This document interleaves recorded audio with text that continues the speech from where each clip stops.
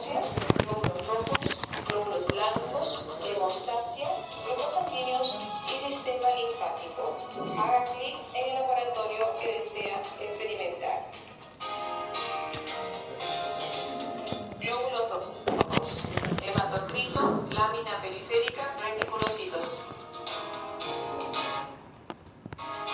Introducción. En la práctica anterior conocimos la estructura y función de la médula ósea.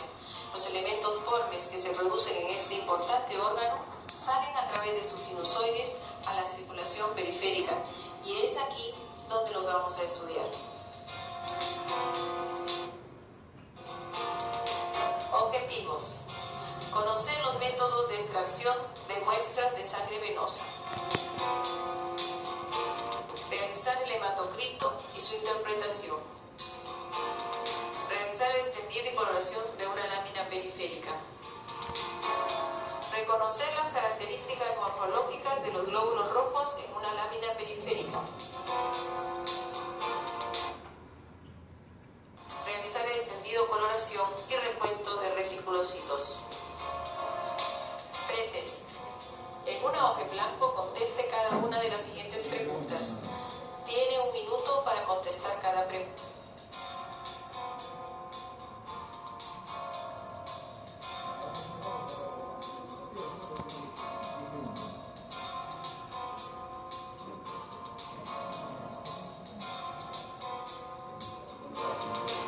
Primera pregunta. ¿Cuáles son los elementos formes que circulan en sangre periférica?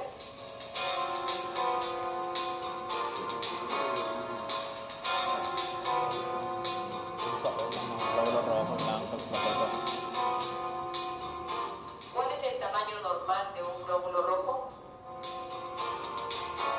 7, 8. Requisitos.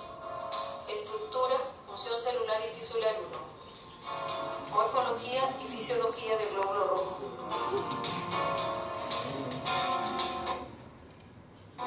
Procedimiento. Material biológico. Sujetos aparentemente sanos, estudiantes voluntarios.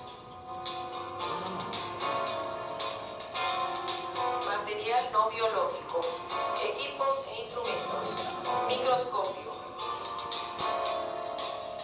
Microcentrífuga. Láminas portaobjetos. Tubos capilares sin heparina y heparinizados. Lancetas.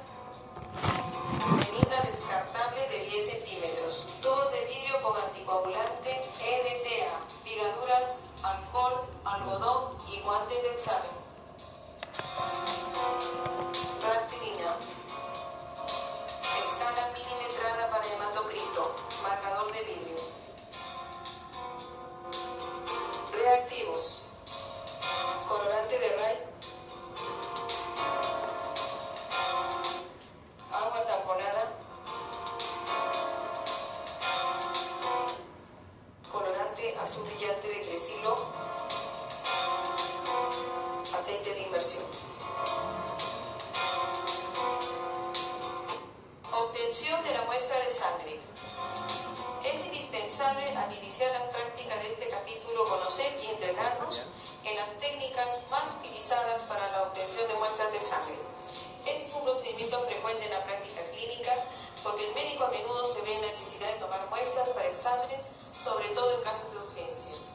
Las técnicas más frecuentemente empleadas para la toma de muestra de sangre son: sangre capilar, mediante puntura de piel de pulpejo del dedo o talón, en recién nacidos o el lóbulo de la oreja. Sangre venosa, de cualquiera de las venas superficiales del cuerpo, de preferencia en la flexura del codo. Sangre arterial, más frecuente en salas de cuidados intensivos mediante la punción de arterias de fácil acceso como radial, cubital, femoral, utilizando una aguja fina de calibre 23 a 25. Toma de muestra de sangre capilar. Limpiar la zona del pulpejo del dedo con alcohol iodado y dejar secar antes de realizar la punción con una lanceta.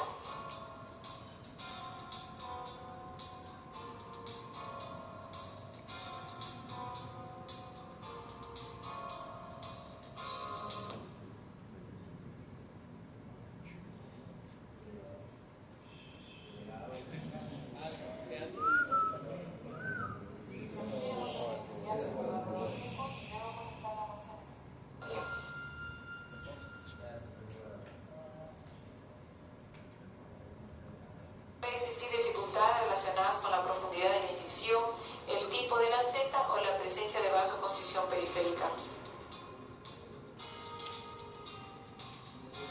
Este procedimiento es útil para extraer pequeñas muestras de sangre para pruebas rápidas y en neonatos.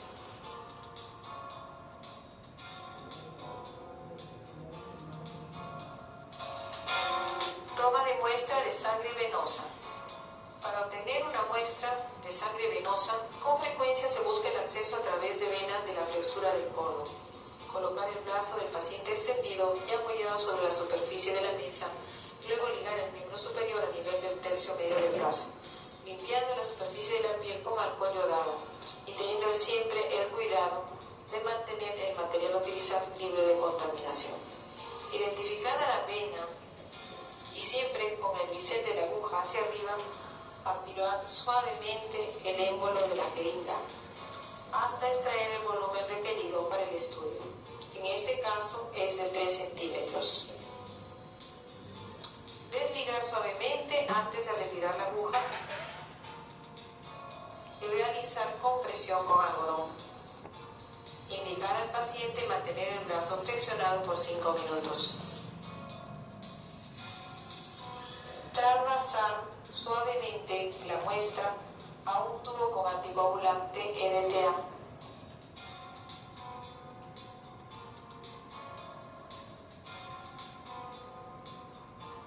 Y homogeneizar la muestra con el anticoagulante.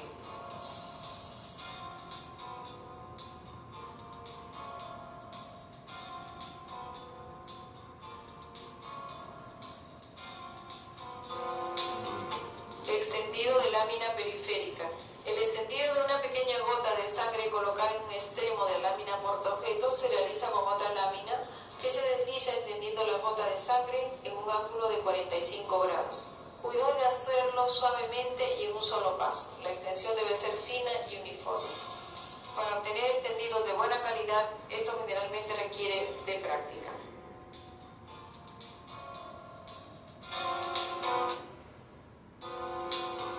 Coloración de Wright. La lámina se deja secar a temperatura ambiente antes de ser coloreada con el colorante de Wright. Se aplican unas gotas cubriendo la lámina por 1 minuto. Como segundo paso, agregar unas gotas de agua tamponada y dejar reposar por 5 minutos. Grabar en agua corriente y dejar secar. Leer la lámina seca al microscopio con lente de inmersión de 100 aumentos. Los glóbulos rojos constituyen el componente celular más abundante en la sangre, aproximadamente 50% del volumen sanguíneo total. Debido a su elevada diferenciación, carecen de núcleo y organelas citoplásmicas, estructuras que han sido sustituidas por la hemoglobina, que ocupa en solución acuosa la totalidad del citoplasma celular. De ahí la denominación saco de hemoglobina. La tinción de la extensión sanguínea mediante los colorantes habituales permite apreciar muy bien la morfología eritrocitaria, ya que les confiere una característica tonalidad rosada. Su observación es de gran interés en hematología, pues en muchos casos hace posible por sí sola el diagnóstico etiológico de ciertos tipos de anemia. En un individuo sano, los eritrocitos se caracterizan por la uniformidad de tamaño, forma e intensidad de color, destacan como corpúsculos redondeados de 7 a 8.5 micras de diámetro, con una coloración más intensa en la periferia que en la parte central. Debido a su forma de disco bicóncavo, el espesor del área central es menor que el de la periferia. La forma bicóncava pone de manifiesto un exceso de superficie de membrana en relación con el volumen, lo que es fundamental para asegurar la deformabilidad del eritrocito y permitirle el paso a través de la microcirculación y el filtro esplénico. Hematocrito. Método de Werth-Wischenbach modificado. Mediante una punción capilar, el extremo de un capilar heparinizado se pone en contacto con una gota de sangre obtenida de función del pulpejo. Es necesario llenar hasta las 3/4 partes del tubo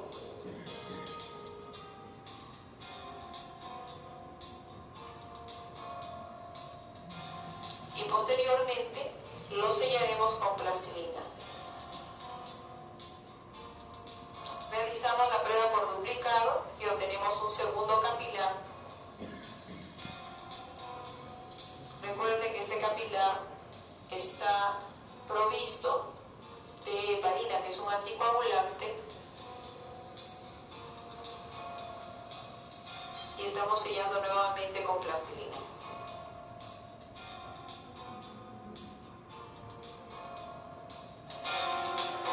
Procedimiento de centrifugación. Tener cuidado en colocar el capilar con la plastilina sellada hacia afuera. Se centrifuga por 5 minutos a 10.000 revoluciones por minuto. La fuerza centrífuga desplazará los glóbulos rojos hacia un extremo, separándolos del plasma. Posteriormente, para la lectura, se emplea la escala milimetrada y se expresa el porcentaje del hematocrito. Recuento de reticulocitos. El recuento de reticulocitos es la prueba más simple actualmente para valorar la respuesta hematopoyética de la médula ósea. Es de utilidad en el estudio de los diferentes tipos de anemia. En condiciones normales, los reticulocitos permanecen en médula ósea por 2 a 3 días y terminan su maduración en 24 horas una vez ya en sangre periférica. Procedimiento. En un tubo de vidrio colocar sangre total con anticoagulante EDTA, 1 gota. Colorante azul brillante de Cresilo, 1 gota. Dejar incubar por 15 minutos.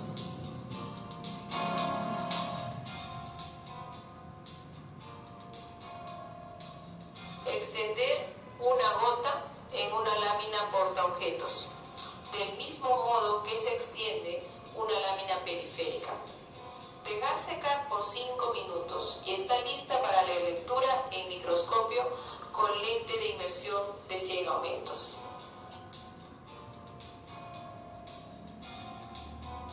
El recuento se realiza identificando el número de reticulocitos por cada 100 glóbulos rojos, es decir, porcentualmente.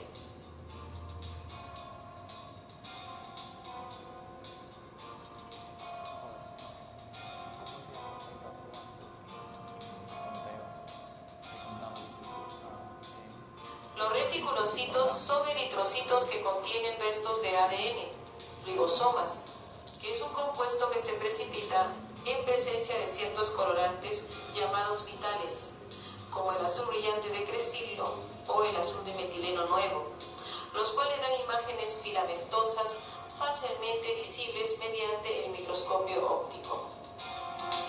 No todos los reticulocitos presentan el mismo grado de madurez. Así, los más inmaduros presentan abundantes precipitados, mientras que los más maduros, por el contrario, poseen un fino y escaso precipitado que muchas veces puede pasar inadvertido.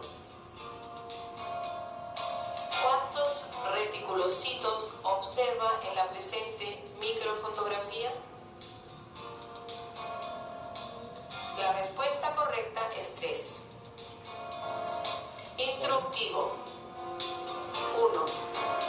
Obtener una muestra de 2 centímetros de sangre venosa con anticoagulante EDTA para el recuento. 2.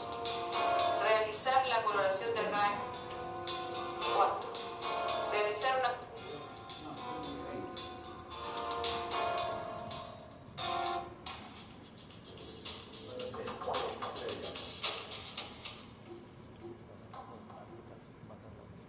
glóbulos blancos.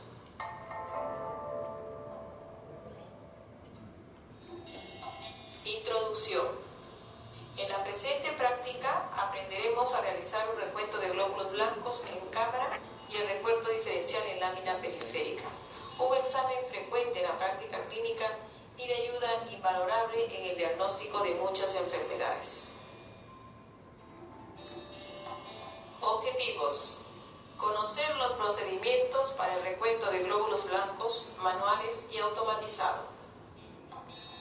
Conocer la morfología de los diferentes tipos de leucocitos con el fin de realizar un recuento diferencial de los mismos.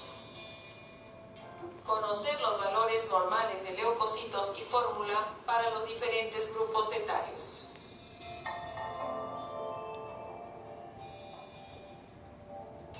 Pretest. En una hoja en blanco conteste cada una de las siguientes preguntas. Tiene 1 minuto para contestar cada pregunta. ¿Cuál es el valor normal de leucocitos en un adulto?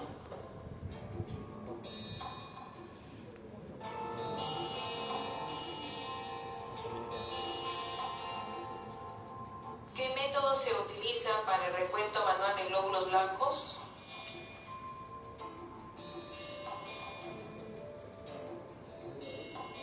¿Bajo qué principios se realizan los recuentos automatizados de glóbulos blancos? ¿Cuál es la proporción normal de neutrófilos en un adulto? ¿Cuál es la secuencia de maduración de los granulocitos neutrófilos?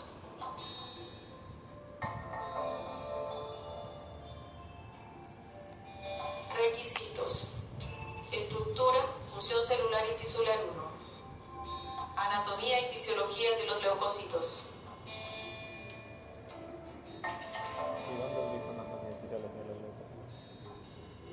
Procedimiento: material biológico. Sujetos aparentemente sanos, estudiantes voluntarios.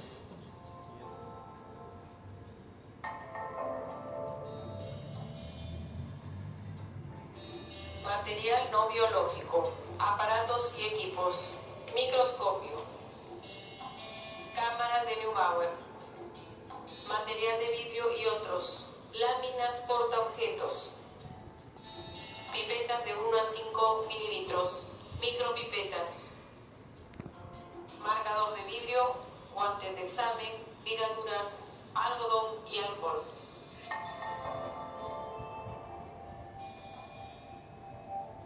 Reactivos: colorante de Ray, agua tamponada, solución de York, aceite de inmersión.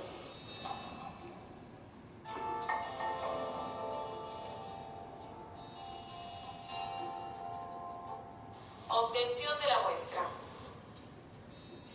Mediante punción venosa se obtienen 3 centímetros cúbicos de sangre, que es vertida lentamente a un tubo conteniendo EDTA tripotásico en una proporción de 1 a 9.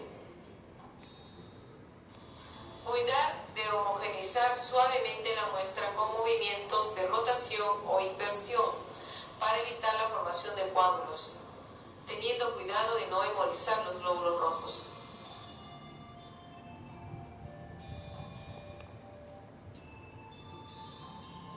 Una pequeña gota de sangre se coloca en el extremo de la lámina portaobjetos y con el bisel de otra lámina en inclinación de 45 grados, realizar el extendido de la lámina periférica.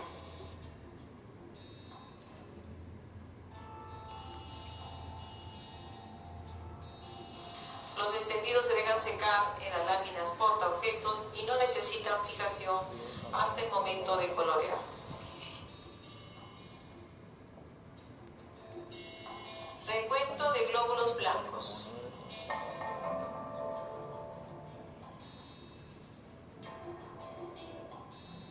Recuentos automatizados de glóbulos blancos. La automatización ha contribuido de manera decisiva al aumento de la rapidez y fiabilidad del recuento sanguíneo.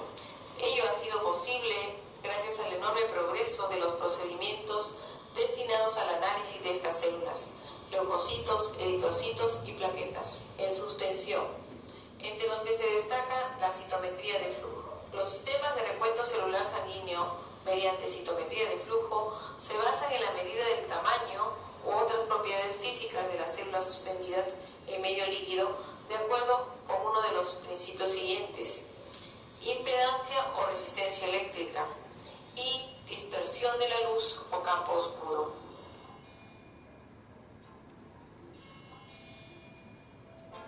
Método impedancia eléctrica. Coulter, 1956.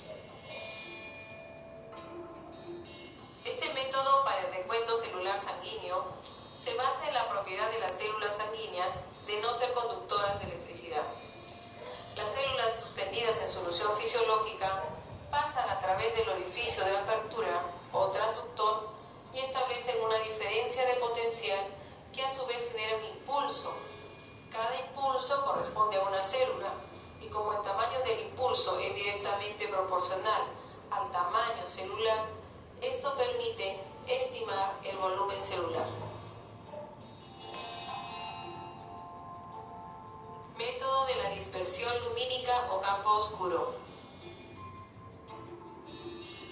Se trata de analizar la dispersión de la luz producida por las células desde dos dimensiones gracias a sensores situados en ángulos diferentes.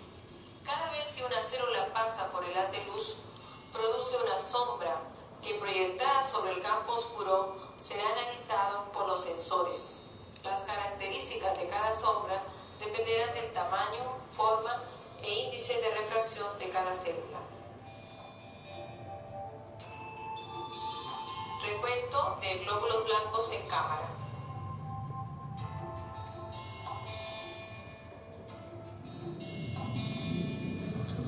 Se prepara en un tubo de vidrio una dilución de 1 en 20 de sangre venosa con anticoagulante EDTA en la solución de Turk. O sea, una parte de sangre con 20 partes de solución de Turk. Vamos a dejar reposar esta mezcla por 5 minutos a temperatura ambiente. La solución de Turk va a tener un efecto lisante de los glóbulos rojos y va a permitir colorear al mismo tiempo los glóbulos blancos y que puedan ser vistos en la cámara de Neubauer para el recuento.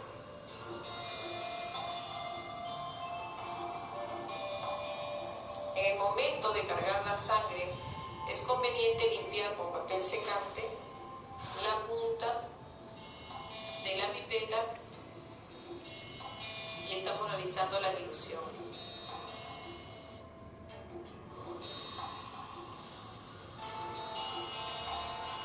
Agitamos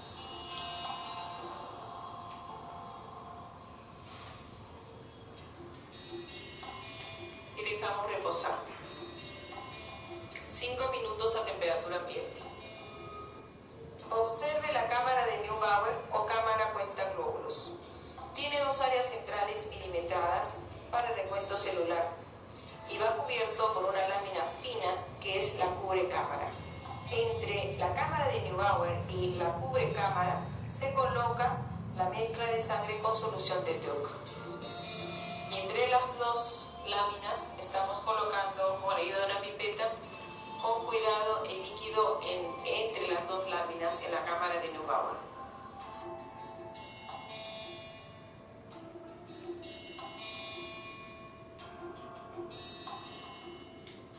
También vamos a dejar reposar por 5 minutos antes de llevar al microscopio.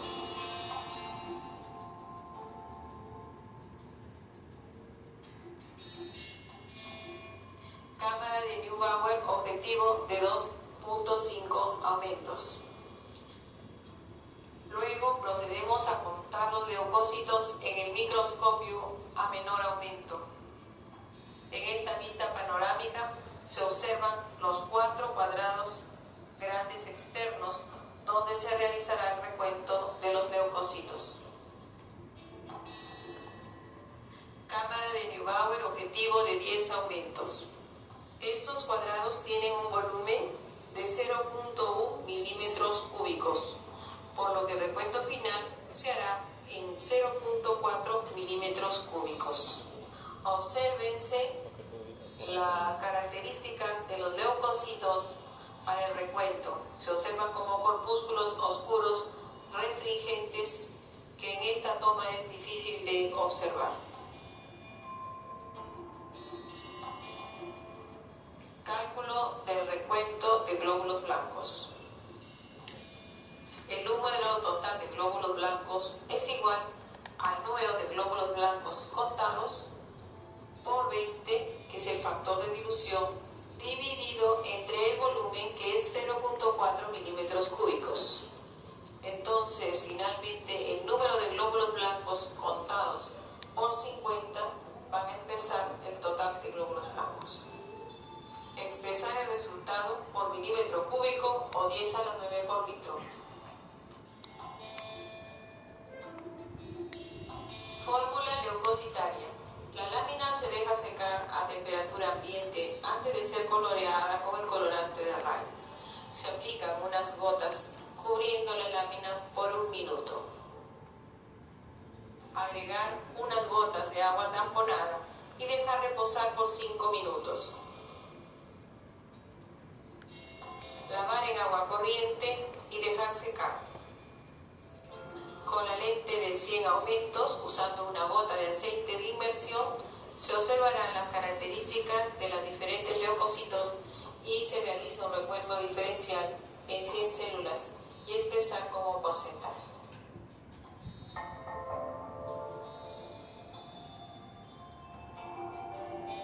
Los leucocitos. Los leucocitos constituyen un conjunto de células con función diversa, aunque relacionada con la defensa del organismo frente a diversas sustancias o agentes patógenos. Estas células tienen en común la característica de poseer núcleo y organelas citoplasmáticas, lo que permite su fácil diferenciación morfológica con los eritrocitos y plaquetas. Polimorfonucleares. Los leucocitos polimorfonucleares se denominan así debido a la diferente configuración que debe adoptar su núcleo. Según la afinidad de las granulaciones citoplasmáticas de estas células por los colorantes empleados, que son generalmente mezclas de azul de metileno y eosina, se clasifican en 3 grandes grupos: neutrófilos, eosinófilos y basófilos. Neutrófilos segmentados constituyen el 60-65% del total de leucocitos. Su diámetro es variable entre 10 a 14 micras.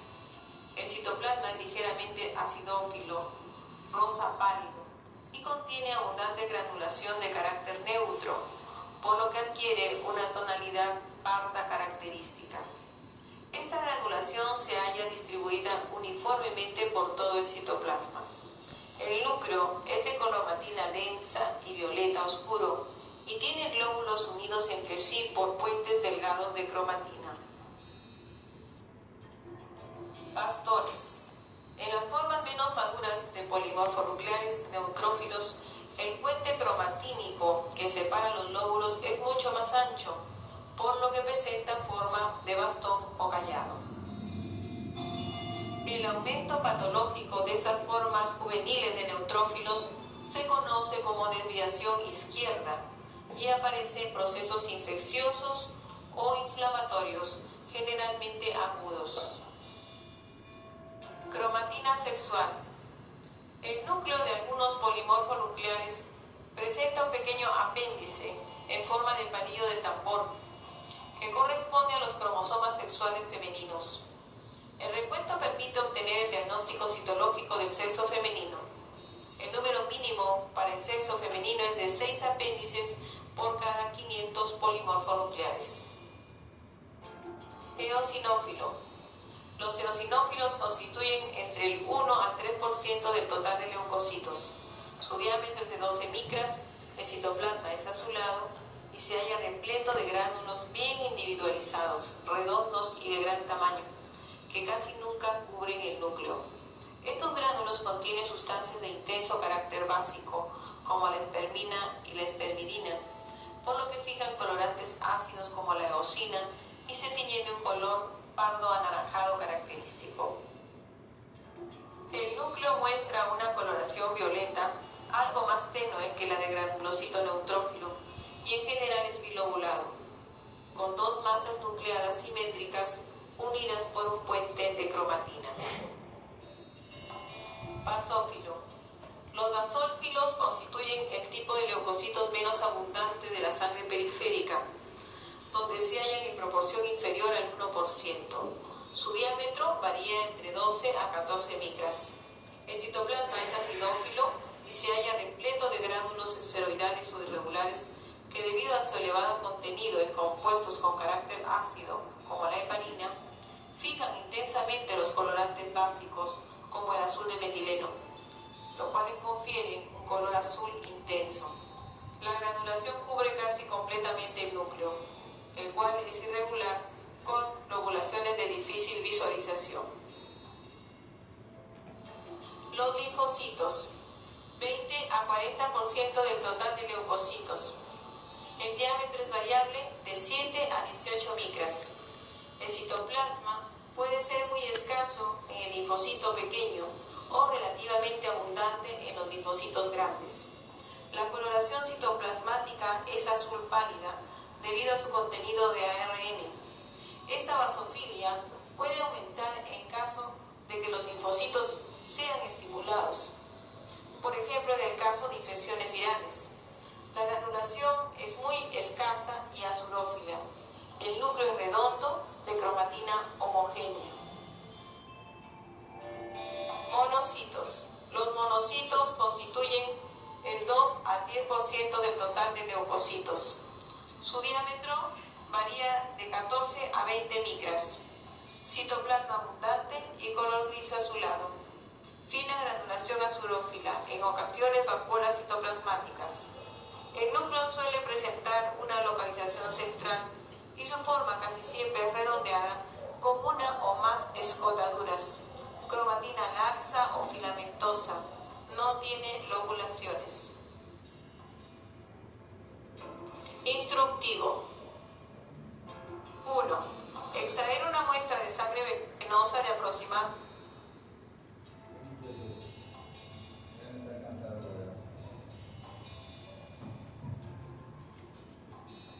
el día miércoles continuamos con la clase de mira, es una clase larga ya. Hoy tiene que haber durado 1 hora 50. Hay que procurar darle más o menos